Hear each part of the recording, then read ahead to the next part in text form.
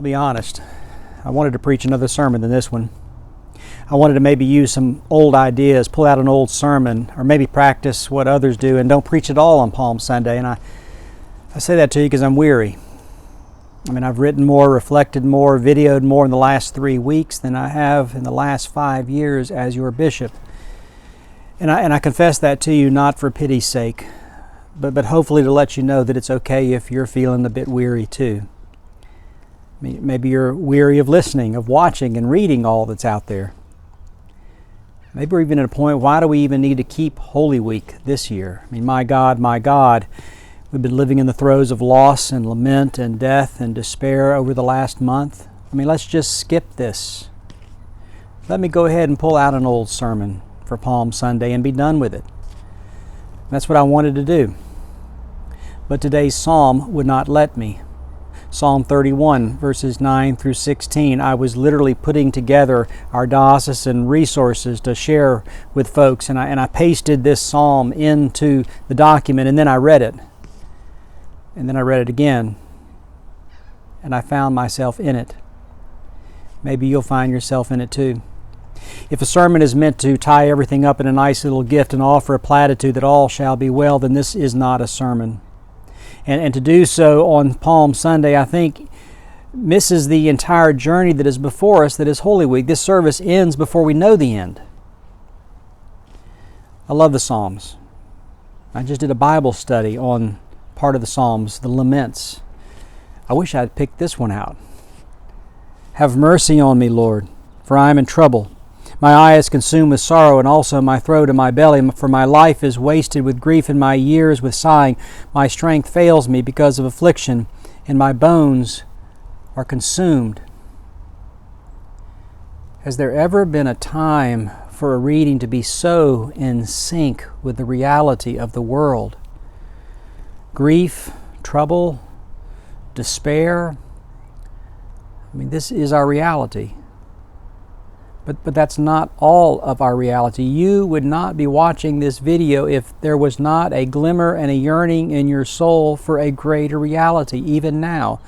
A reality that lies just beneath everything else. But as for me, I have trusted in you, O Lord. I have said, you are my God. I have trusted in you and have said, you are my God. And in your loving kindness, save me. Listen to another translation called The Message. Desperate, I throw myself on you. You are my God. Hour by hour, I place my days in your hand, safe from the hands out to get me. Warm me, your servant, with a smile. Save me because you love me. Save me because you love me. Here is why I think we actually need to lean into Holy Week this year. Because maybe this year, when the world is so much in sync with this week ahead and the path that we will walk, maybe this year we can actually discover a little more clearly and deeply the ways of this strange God that we call my God. This God who Paul describes, who though he was in the form of God, emptied himself, taking the form of a slave, being born in human likeness, and being found in human form, he humbled himself and became obedient to the point of death, even death on a cross. Paul urges us into that greater mysterious reality that in Christ Jesus, God chose to get so close to us, that God took on our very nature. In Christ Jesus, God gets so close and becomes so intimately involved with this world and the injustice and cruelty of our world and the suffering and the trouble in our hearts.